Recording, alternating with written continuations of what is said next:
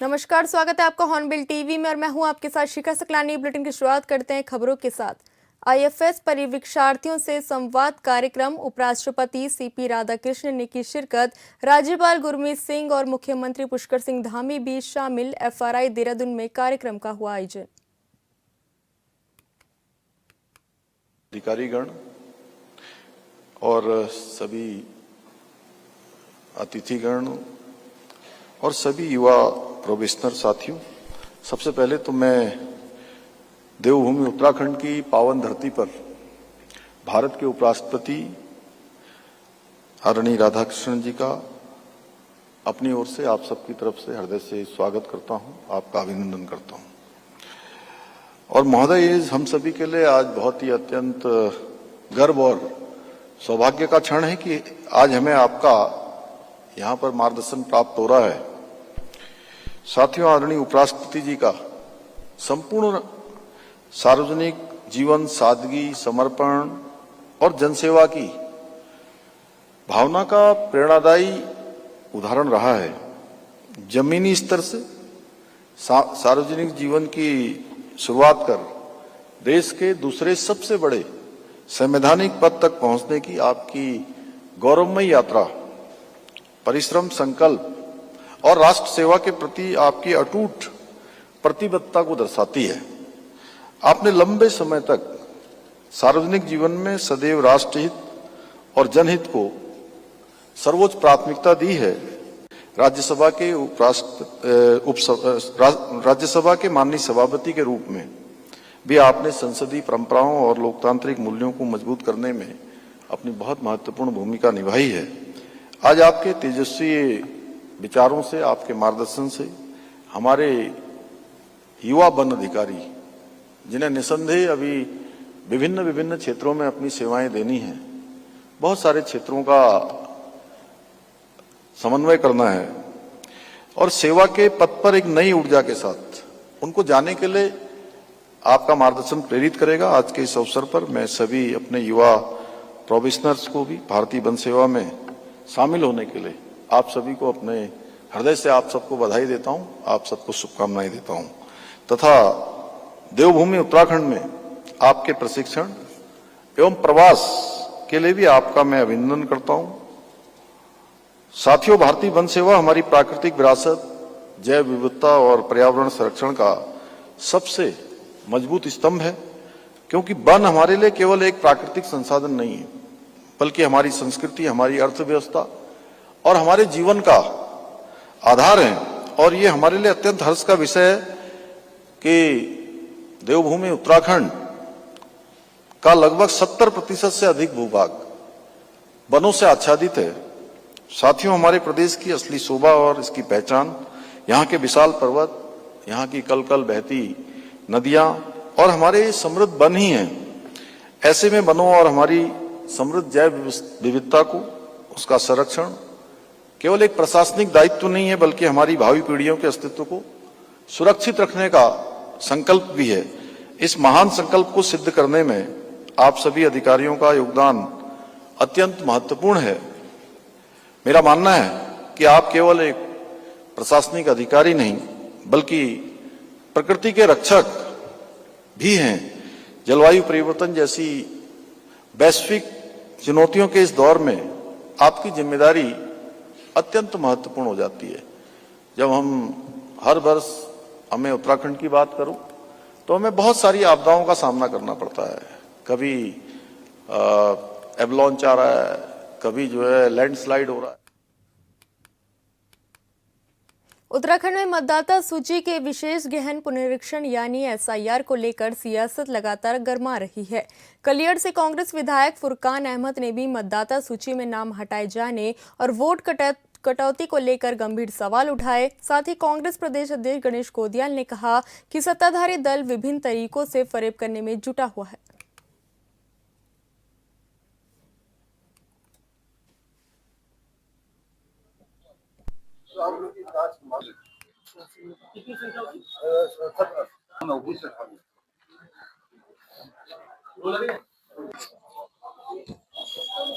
कई बार बेनकाब हो गए, लेकिन बदमाशी की हद ये है की मानने को तैयार नहीं है।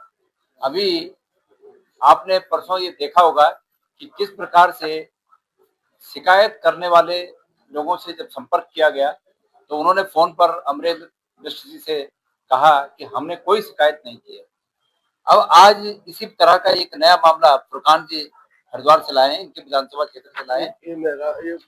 इनका नाम काटने की सिफारिश किसी व्यक्ति ने की है, ये माननीय विधायक है वहां से, और इनका नाम काटने की सिफारिश हुई है कि ये यहाँ नहीं रहते हैं, इस रूप में इनकी सिफारिश काटने की सिफारिश। जब इन्होंने काटने वाले व्यक्ति के पास तक पहुंच बनाई, वहां गए, तो उस व्यक्ति ने कहा कि भाई मैंने कोई शिकायत नहीं की। उसके बाद उसने एफिडेविट दिया, ये एफिडेविट है उस व्यक्ति का कि मैंने कोई ऐसी शिकायत नहीं की है और इस शिकायत से मेरा कोई लेना देना नहीं। अब आप बताइए कि किस हद तक सत्ताधारी दल बदमाशी कर रहा है। ये बदमाशी की पराकाष्ठा है। आपके वोट काट देगा। मानव फुरकान अहमद मेरा नाम। मैं मेरे वालिद साहब 5 बार प्रधान रहे, 3 बार मेरी वाइफ प्रधान रही। 1996 में मैं उसका विधानसभा का चुनाव लड़ा रुड़की से, फिर 2007 में लड़ा, 3 बार हमें लगातार विधायक हूँ, और फिर भी मेरे नाम पे आपत्ति लगी कि ये यहाँ के रहने वाले नहीं है। तो ये इससे बड़ी और जुल्म की बात क्या बात होगी, जो मुझ जैसे पर भी अगर आपत्ति लगाएगी यहाँ के रहने वाले नहीं है, वो भाजपा के कार्यालयों में बैठकर सब साजिश रची जा रही है। मेरे यहाँ का एक फुरकान, मोहम्मद फुरकान, उसके नाम से मेरे पे आपत्ति लगी। जब मैंने उससे मालूम किया कि भाई तुमने मेरे पे आपत्ति लगी, उन्होंने कहा मैं तो लगाई नहीं।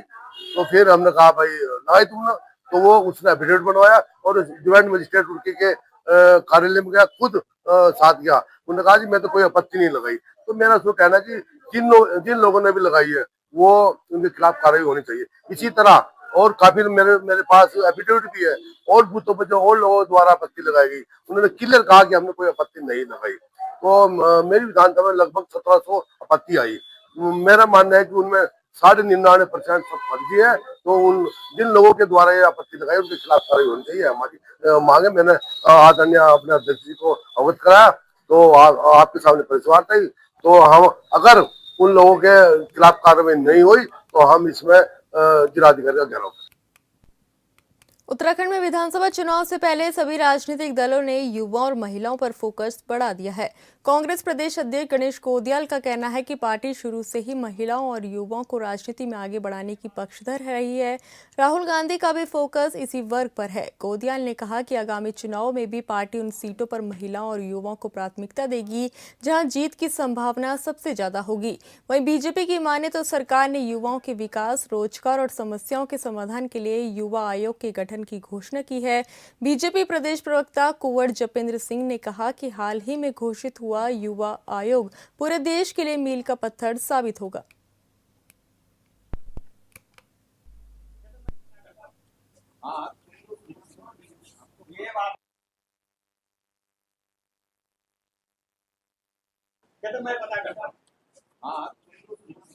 मैं अपनी पार्टी के बारे में कह सकता हूं कि हमारी पार्टी हमेशा युवाओं को आगे बढ़ाने के प्रयास करती है। माननीय राहुल जी का फोकस हमेशा रहता है कि महिलाओं को और युवाओं को आगे बढ़ाया जाए। युवाओं को और महिलाओं को आगे बढ़ाने के लिए अभी आपको ये भी पता होगा कि महिला आरक्षण का शुरुआत ही, इस शब्द की शुरुआत ही कांग्रेस ने की। उसके बाद जब ये महिला आरक्षण हुआ, बिल बना, कांग्रेस का पूरा समर्थन था। युवाओं के लिए भी कांग्रेस यही भावना रखती है। और जहां जहां राजनीति में सब दल एक बात लेकर चलते हैं कि जीतने की संभावना भी मजबूत होनी चाहिए। तो निश्चित रूप में जहां पर जीतने की संभावना अगर 19 भी हुई तो हम वहां पर युवाओं को और महिलाओं को स्थान देंगे, ताकि हमारे एफर्ट से और बाकी नेताओं के एफर्ट से वो 19 का 21 हो सके।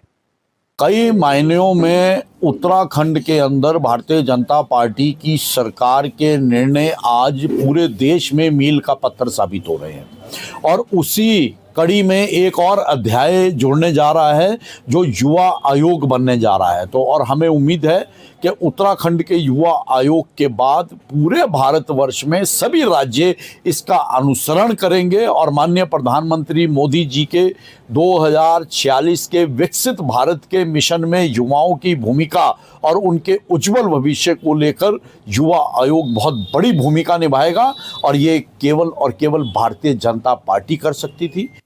दिल्ली में कांग्रेस की एक अहम बैठक हुई जिसमें पार्टी के संगठन को मजबूत करने से लेकर आगामी चुनाव की रणनीति तक कई महत्वपूर्ण मुद्दों पर चर्चा की गई। बैठक में एसआईआर को लेकर भी मंथन किया गया। इसके साथ ही संगठन में मौजूद कमियों को चिन्हित कर उन्हें दूर करने और जमीनी स्तर पर पार्टी को और मजबूत बनाने पर जोर दिया गया। दिल्ली में हमारी बैठक एक तो इसी को लेकर हुई, एसआईआर को लेकर हुई। इसकी समीक्षा हुई कि किस विधानसभा में क्या स्थिति है, एक तो इसको लेकर बैठक हुई। दूसरा, संगठन को लेकर बैठक हुई कि संगठन को और हमारी समितियां बननी है, संगठन में और कुछ कमियां रह गई हैं उसको ठीक किया जाना है। और इसके साथ साथ चुनाव आने वाले हैं तो चुनाव में कैंपेनिंग का पार्ट कैसे होगा, मैनेजमेंट का पार्ट क्या होगा, इस बारे में भी चर्चाएं हुई। विभिन्न सब बड़े नेताओं से बातचीत हुई, तो ये सब बैठक। हल्द्वानी में कांग्रेस के राष्ट्रीय अध्यक्ष मल्लिकार्जुन खड़गे के कार्यक्रम के बाद कथित तौर पर किए गए शुद्धिकरण को लेकर विवाद अब तूल पकड़ता हुआ नजर आ रहा है। इस मामले को लेकर दलित समाज के लोगों में नाराजगी और आक्रोश देखने को मिल रहा है। गदरपुर में दलित समाज के लोगों ने कोतवाली पहुंचकर विरोध जताया और नारेबाजी करते हुए पुलिस को तहरीर देकर मामले में सख्त कार्रवाई की मांग की। दलित समाज के लोगों का कहना है कि किसी राजनीतिक कार्यक्रम या किसी व्यक्ति के आने के बाद किसी स्थान का शुद्धिकरण किया जाना सामाजिक भेदभाव को बढ़ावा देने वाला कदम है। उनका आरोप है कि इस तरह की मानसिकता से समाज में समानता और भाईचारे की भावना को ठेस पहुंचती है। फिलहाल दलित समाज की ओर से गदरपुर कोतवाली में तहरीर दी गई। प्रदर्शनकारियों ने पुलिस से पूरे मामले की जांच कर दोषियों के खिलाफ नियमानुसार सख्त कार्रवाई करने की मांग की है। और इसके खिलाफ कार्रवाई की जाए, न्याय दिलाया जाए मल्लिकार्जुन खड़गे जी को कि उनके साथ ऐसा भेदभाव क्यों हुआ, क्यों मंच धोया गया, क्यों वहाँ शुद्धिकरण हुआ, ऐसे उनके अंदर क्या कमी थी, क्या उनके आँख नहीं है, नाक नहीं है, क्या उनके अंदर नहीं है जो सब पुरुषों के अंदर है। भाई जैसे सब आम पब्लिक है वो है, अगर उनके साथ इसका निर्णय किया जाए, न्याय किया जाए, इसके खिलाफ मुकदमा दर्ज किया जाए और जो इसके खिलाफ मतलब जिन्होंने इनके साथ ऐसा न्याय किया है उनके साथ उनके ऊपर मुकदमा चलाया जाए। भैया 8 तारीख को जैसे हमारे राष्ट्रीय अध्यक्ष मल्लिकार्जुन खड़गे जी का प्रोग्राम था तो उसमें मंच के तहत वो संबोधित किया था और उसके बाद भाजपा जो हमेशा एक ऐसे एजेंडे की तरह काम करती है जो हमारे दलित समाज से गाते हैं मल्लिकार्जुन खड़गे जी, उसका स्टेज पर शुद्धिकरण किया गया पवित्र गंगा जल के थ्रू, और जो कि बहुत गलत बात है। एक तरफ भाजपा सरकार सबका साथ सबका विकास सबको जोड़ने की बात करती है, हिंदू भाईचारे की तरफ आपस में हिंदू को संगठित करने की बात करती है और एक तरफ जातियों की तरफ बढ़ावा देने की बात करती है। ये जल का शुद्धिकरण जो तुमने किया है ये सिर्फ ये साथ में रखने वाला काम नहीं है, ये तुमने जातियों में बांटने वाला काम किया भाई साहब। इस तरह का जो ये आपने किया करते बिल्कुल बर्दाश्त नहीं किया जाएगा। मैं सरकार से मांग करता हूँ इस तरह जिन लोगों ने किया इन पर कार्रवाई होनी चाहिए एससी समाज के थ्रू। और ये हमारे बाबा भीमराव अम्बेडकर जी का संविधान है जो हमें हिंदू मुस्लिम सिख ईसाई सभी को एक मंच पे खड़े होने का अधिकार देता है। आपके सभी दर्शकों को और आपको मेरा जय भीम, जय उत्तराखंड। साथियों, यहाँ मैं आज ज्ञापन नहीं देने आया हूँ बल्कि थाने में हमारी माता जो नगर पालिका की पूर्व चेयरमैन रही हैं उनके नेतृत्व में दलित समाज के ओबीसी समाज के कुछ लोग और मैं भी उनके साथ यहाँ उन लोगों के खिलाफ एफआईआर कराने की मांग यहाँ के पुलिस प्रशासन से करूँगा कि जिन लोगों ने 12 तारीख को माननीय खड़गे जी का वहाँ पर रामलीला मैदान पर जाकर मंच का शुद्धिकरण किया और हमारे एससी समाज को अपमानित किया। इसलिए हम लोग चाहते हैं यहाँ उत्तराखंड की पुलिस से और खासकर गदरपुर थाने के जो बहुत होनहार एसओ साहब हैं, कोतवाल साहब हैं, हम उनसे निवेदन करने के लिए आए हैं कि हमारी तहरीर लेकर उनके खिलाफ एक मुकदमा कायम करें और देश के अंदर एक मिसाल ऐसी कायम करें जो कभी भी ऐसी समाज के खिलाफ इन अपशब्दों का या इस प्रकार के कुकृत्यों का कार्य ना कर पाए। चाहते हैं कि अगर ये तहरीर गिरीश चंद्र पांडे जी हैं वहाँ के जिन्होंने ये कार्य किया था, हम उनके नाम पर एफआईआर दर्ज करा रहे हैं और एसओ साहब से निवेदन करेंगे कि उनके खिलाफ कानून कार्रवाई की जाए जिससे कि आने वाले समय में ऐसा कोई दूसरा आदमी ये कार्य नहीं करे, क्योंकि ये उत्तराखंड में पहली बार हुआ है। ये बहुत गलत हुआ है, इस पर कार्रवाई चाहते हैं हम लोग सब मिलकर। देहरादून स्थित मणिमाई मंदिर के पास हुए भीषण सड़क हादसे में मृतकों की संख्या बढ़कर 4 हो गई। बता दें कि मंदिर के पास एक कार सड़क किनारे खड़े लोडर से टकरा गई थी। हादसे में 2 लोगों की मौके पर ही मौत हो गई, जबकि 2 लोगों ने अस्पताल में इलाज के दौरान दम तोड़ दिया। वहीं गंभीर रूप से घायल 3 अन्य घायलों का इलाज चल रहा है। देहरादून में मानसून के दौरान सड़कों पर होने वाले जलभराव और गड्ढों की समस्या को लेकर जिला प्रशासन पूरी तरह से अलर्ट पर है। जिलाधिकारी डॉक्टर आशीष चौहान ने कहा कि लगातार बारिश और मौसम अनुकूल नहीं होने के कारण मानसून के दौरान सड़कों पर ब्लैक टैपिंग यानी डामरीकरण संभव नहीं हो पाता, जिसके चलते कई जगह गड्ढे उभर आते हैं। उन्होंने कहा कि 15 जून के बाद PWD के माध्यम से कई स्थानों पर पैचवर्क कराया गया है और वर्तमान में भी सड़कों की स्थिति की लगातार मॉनिटरिंग की जा रही है। आम जनता और पुलिस विभाग से मिली शिकायतों के आधार पर जिन स्थानों पर ज्यादा परेशानी सामने आई है वहां वैकल्पिक व्यवस्था की गई है। कई प्रमुख स्थानों पर गड्ढों को भरने के लिए अस्थायी तौर पर इंटरलॉकिंग टाइल्स लगाई गई है। जिलाधिकारी ने कहा कि मुख्यमंत्री के स्पष्ट निर्देश है कि बारिश थमने और मानसून के प्रभाव कम होने के बाद सड़कों के पैचवर्क और सुधारीकरण का काम युद्ध स्तर पर कराया जाए। 15 जून के बाद में PWD के माध्यम से कई सारे स्थानों पर पैच वर्क जो किया जाना था उसको करवाया गया और अभी भी हम लोग मॉनिटर ये कर रहे हैं कहाँ पे गड्ढे हुए ड्यूरिंग मानसून सीजन, क्योंकि ब्लैक टॉपिंग करना उतना पॉसिबल नहीं रहता तो वेदर कंडीशन फेवरेबल नहीं होने के कारण। तो इस दौरान PWD डिपार्टमेंट के द्वारा मल्टीपल प्लेसेस पे इंटरलॉकिंग टाइल्स लगाई गई है, उन गड्ढों पे टेम्परेरी वर्क्स किए गए और इस संबंध में हमें जो लिस्ट है पुलिस की तरफ से भी प्राप्त हुई है। तो जैसे ही मानसून सीजन में बारिश थोड़ा कम होगी, फास्ट मैनर में पैच वर्क किया जाएगा। माननीय मुख्यमंत्री जी द्वारा भी यही डायरेक्शन हमें दिए गए, 15 अक्टूबर तक इस कार्य को समाप्त किया जाए।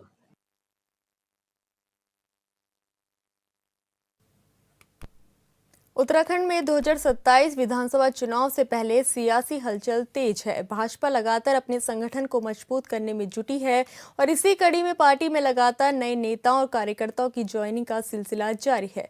प्रदेश भाजपा संगठन में कई लोगों ने पार्टी की सदस्यता ग्रहण की। प्रदेश अध्यक्ष महेंद्र भट्ट के नेतृत्व में हुई इस ज्वाइनिंग को संगठन विस्तार की दिशा में अहम कदम माना जा रहा है।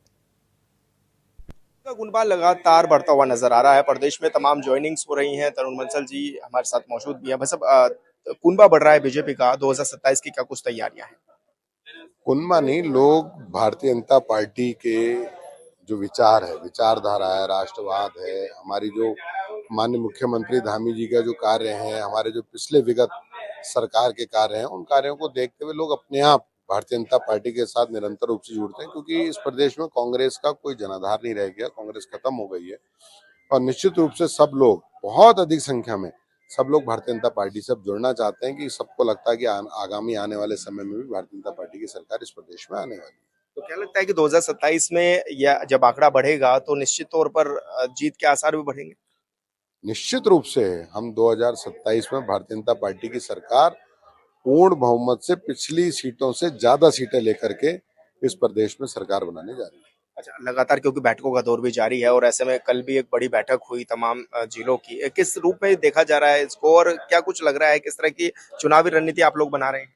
देखिए, वैसे तो हम लगातार बैठकें करते ही रहते हैं। हमारा पार्टी का कार्यकर्ता 365 दिन जनता के बीच में रहता है। अब चूंकि चुनाव का समय आता है तो हम और ज्यादा बैठकों को, जिससे कि हमारे कार्यकर्ता योजना और रचना को नीचे तक पहुंचाए, तो उस कारण हम लगातार बैठकें करते हैं, एक संवाद करते रहते हैं कि कार्यकर्ताओं से एक विचार भी आता है, कार्यकर्ताओं से हम बात भी कर पाते हैं। उस कारण हमारी बैठकों का दौर था। कल हमारी अंतिम लोकसभा हरिद्वार की बैठक हुई, जिसमें विधायकगण और सांसद थे मौजूद और अच्छे बैठक के निर्णय भी आ रहे हैं। धन्यवाद सर हमसे बातचीत करने के लिए। तो तरुण बंसल जी हमारे साथ थे जो कि तमाम विषयों पर बातचीत कर रहे थे और बता रहे थे कि तमाम लोग बीजेपी का दामन भी थाम रहे हैं, जो कि 2027 में आने वाले समय के लिए भी एक ऐतिहासिक जीत का कारण बन सकता है। इस तरह के वादे भी और इस तरह की बात भी उन्होंने कही है। हॉर्नबिल टीवी के लिए देहरादून से विशाल गर्ग। बाजपुर के ग्राम नंदपुर नरक टोपा में तेलीपुरा नहर के किनारे रास्ते को लेकर विवाद सामने आया है। कॉलोनी वासियों का आरोप है कि नहर की पटरी पर रास्ते को लेकर खेत मालिकों से विवाद चल रहा है और कई बार झगड़ों की स्थिति बन चुकी है। ग्रामीणों का कहना है कि नहर की दूसरी ओर भी प्राप्त पटरी या रास्ता नहीं होने से आवागमन में परेशानी हो रही है। कॉलोनी वासियों ने महिलाओं के साथ अभद्र व्यवहार और गाली गलौज के भी आरोप लगाए। उनका कहना है कि मामले को लेकर सिंचाई विभाग ने दूसरे पक्ष को नोटिस जारी किया है, जिसके विरोध में दूसरे पक्ष ने तहसील परिसर में धरना दिया।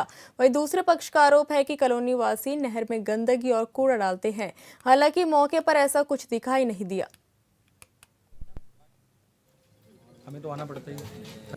हम बाहर बैठ जाते हैं चारपाई बिछा के, तो ये लोग कहते हैं कि पूरा रास्ता घेरे पड़े हैं, कि हमारा ट्रैक्टर ट्रॉली निकालने नहीं दे रहे हैं। तो हम जब ट्रॉली लेकर आते हैं तो हम सामान हटा लेते हैं, कुर्सी जैसे भी हैं सब हटा लेते हैं। तो ये कहते हैं हमारा रास्ता घेर के बैठे हैं, सब गाली गलौज करते हैं। क्या ये जो दूसरी साइड के लोग हैं आए दिन आके यहाँ उल्टा सीधा बोलना और ये करना वो करना, ऐसा कर देंगे वैसा कर देंगे। उसी संज्ञान में हमने एडीएम साहब के लिए एक एप्लीकेशन दी थी कि सर हमारी अगर कोई भी दीवार या मकान आपकी सिंचाई विभाग की जमीन में बना है। खबर चमोली से है, जहां टीएसडीसी के निर्माणाधीन विष्णुगाड़ पीपलकोटी हाइड्रो प्रोजेक्ट की टीआरटी टनल हादसे में मृतक श्रमिकों के मुआवजे को उचित मुआवजा दिलाने की मांग को लेकर एचसीसी मायापुर के वर्करों और श्रमिकों ने प्रदर्शन किया। उन्होंने एचसीसी कार्यालय से टीएसडीसी गेट तक रैली निकाली। प्रदर्शनकारियों ने कहा कि जब तक मृतक परिवारों को उचित मुआवजा नहीं मिलता तब तक धरना प्रदर्शन जारी रहेगा।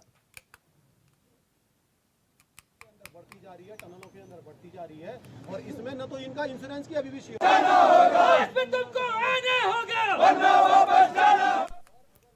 रक्षाबंधन का पर्व नजदीक आते ही बहनों में खासा उत्साह देखने को मिल रहा है। वहीं काशीपुर के मुख्य डाकघर में सुबह से ही राखी पोस्ट करने के लिए महिलाओं की भीड़ दिखाई दे रही है।